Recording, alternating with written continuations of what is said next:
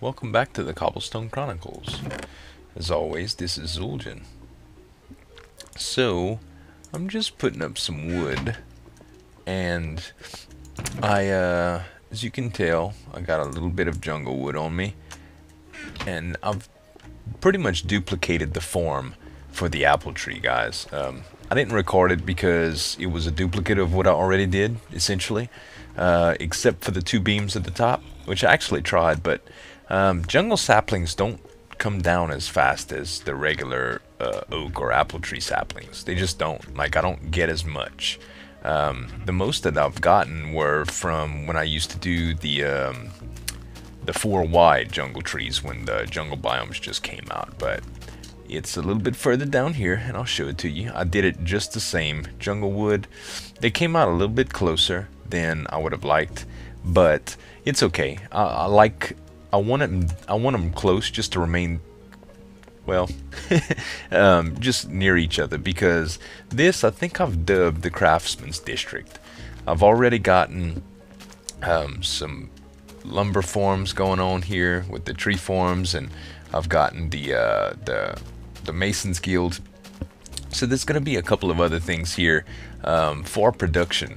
So I think calling it the Craftsman's District would probably be pretty good, as opposed to the Market District that's going to be over there. But Junglewood, it looks really, really good in Painterly. It looks a little pinkish in Faithful, so I might change that. I looked at it all sorts of different ways, in the basic textures and everything, and as you can see, it does pretty well. Like I said, outside of those two beams right up at the top, I pretty much modeled it, you know, block for block, except for the other textures. So the wiring had came out kind of funny. It's like I had forgot that I had done it. Another thing that I noticed, you guys, is I had to put signs right here, because what happened, I'm not going to flood it right now because all the saplings haven't grown yet, but what was happening was the water was coming down the staircase, and it was backflowing right here. Not that it was usually a problem, because I'd be waiting for the saplings, but when it backflows, it kind of puts you right here, and I didn't particularly care for that.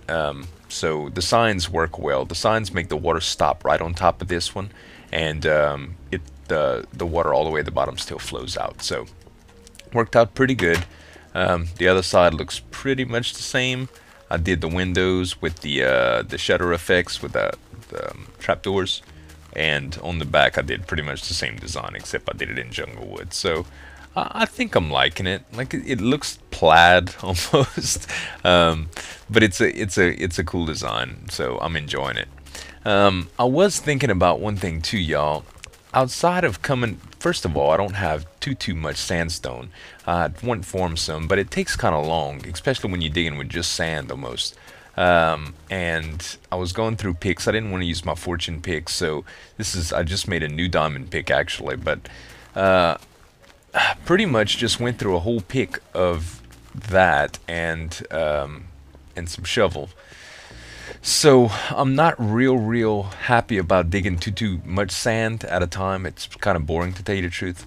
So to expand my sand count, I think what I want to do is half slab some of this area, because right back here is going to be where my other tree form is. Now, I've been thinking a lot about this, and with the room that I have, I could do 2 more tree forms, which I don't want to, because the design I find is going to be too much like these, and plus it has to be taller, so it's either going to be it can't be perfectly uniform with these, which I didn't like that. I want to get a different looking structure, because I don't want to make a triplicate or a quadruplet of what's already here. So what I think I'm going to do is, I had mentioned an adjustable tree form, and I think I can do it. First of all, the height difference for the 2 trees that I have left over, which is birch and pine, are 7 and 8. So it's 1 height difference that you can plant. So with a piston configuration up top, what I can do is just adjust the height from oak to birch, and I can do it on both sides. Plus the form design is different. It's actually Asuma's design as well, so it was his first original tree form design. So I think it's going to be pretty cool. Plus it's going to allow me to get some width and get a large building, and I can just make a complex out of these. I even thought about maybe taking the back and the front out and doing a lot more fence to keep it open. Somebody had made a comment about how it was enclosed, and I think it is. You know, it's a little enclosed. I like the designs on the back, but I can easily change up the configuration on the side to do that. Another thing I thought about is doing like a big water feature in the center, just to get something nice going. I don't know if I'm gonna have room, but I don't know, we'll see. The canal is pretty prominent, and the further the city expands, the more centralized it's gonna be. So yeah, the apple trees are growing real nice, and that's growing real nice. The couple things that we gotta do first in order to go with my plan is we're gonna have to lay out a lot of sandstone half slabs, which, like I said, it'll double up my block count, so it's really not bad. I want to bring gravel down here, okay? And I want to do the sandstone half slabs that's going to be further out. So I don't know how it's going to work out yet. The first thing I got to do is take out this, and this won't be that hard, but bringing the gravel down here and making it looks good is what's going to be the kicker. So let me go ahead and take out this, you guys, and I'll do it in time-lapse format. Simply just because I worked so much off camera already, I might as well film a little bit, and I hope you guys enjoy.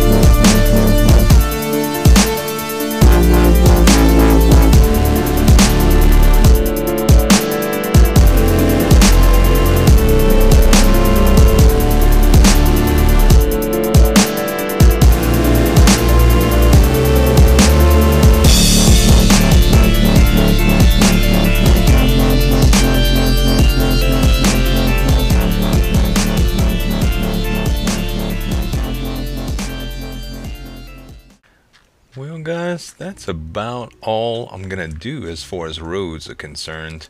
I definitely am going to need to get some street lights like I have here, but I only have a few glowstone left, so that's gonna require a trip to the nether, and I'm not interested in making one of those right now. This, I don't know if I'm gonna make this a road or not, but I probably won't, to tell you the truth. I am probably just going to leave that for a main access. I don't want too many intersections. If I do a road right here, I'm going to make it a little more decorative, but I doubt it. I think I'm just going to leave it as is and just leave that little bit of space. I may do some plant features here or something like that, but really not sure yet.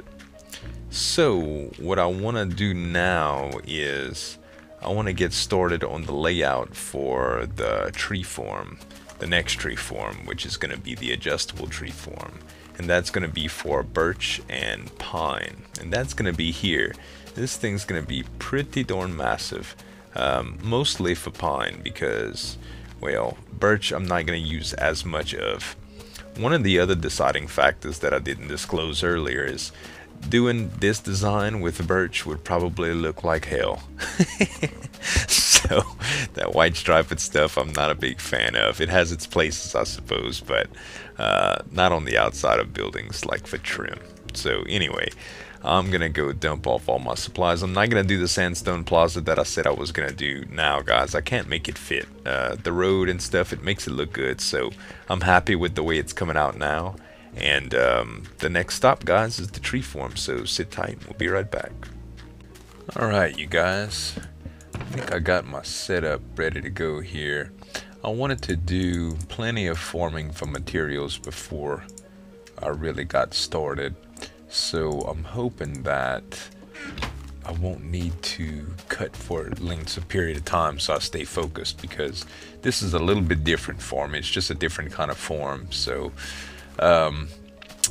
I think I'm gonna continue with the sandstone look to where we can do that plaza. So for me, I'm gonna have to make it quite a bit further away, but I don't think that it'll be too far.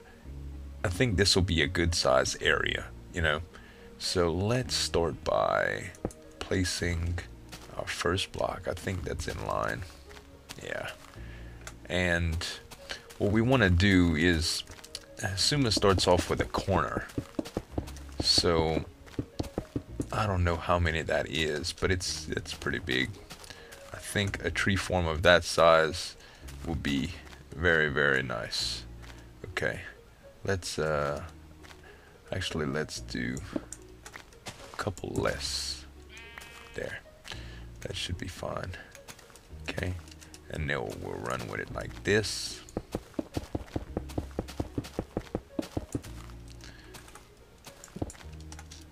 Now naturally, this is going to be on the outside of it, you know. Okay.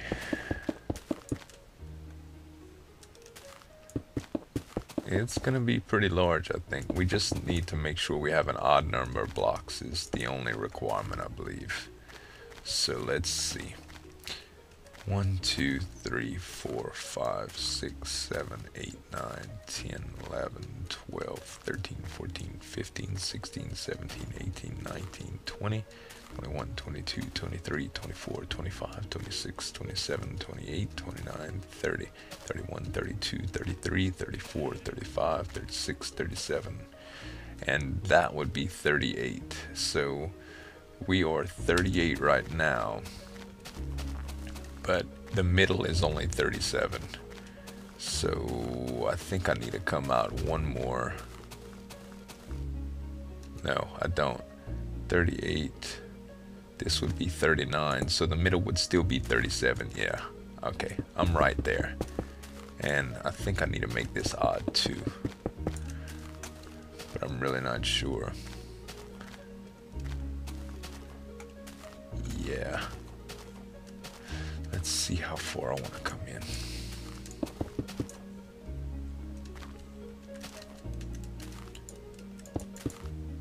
I think that will probably work. Because this will be the length that our trees are on. So that should give us real adequate spacing for plenty enough. So let's make this sure this is odd too. We'll go 1, 2, 3, 4, 5, 6, 7, 8, 9, 10, 11, 12, 13, 14, 15, 16, 17, 18, 19, 20, 21, 22, 23. Okay.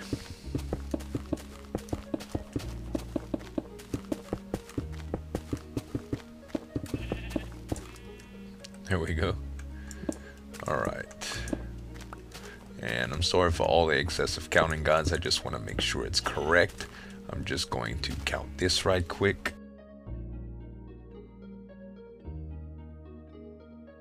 Alright, you guys, so it's 23 by 39. And the only thing that I don't really like about it is it's one past here. Yeah, it actually goes, well, no, actually it's even with it. Good. Okay. 23 by 39, and it's actually even with the stone on either side, which is good.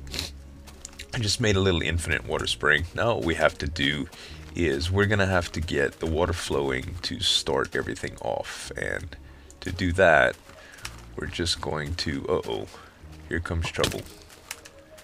Let's take care of these guys right quick. And one more.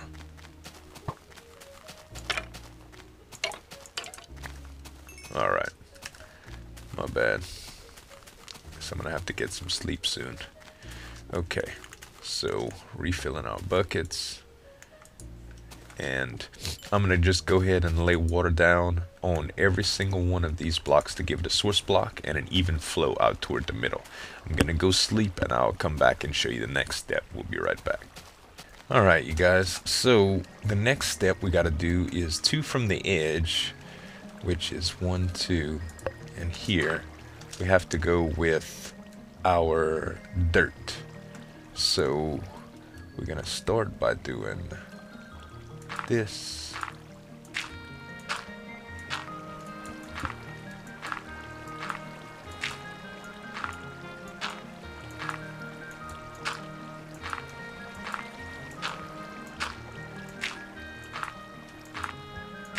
Boom.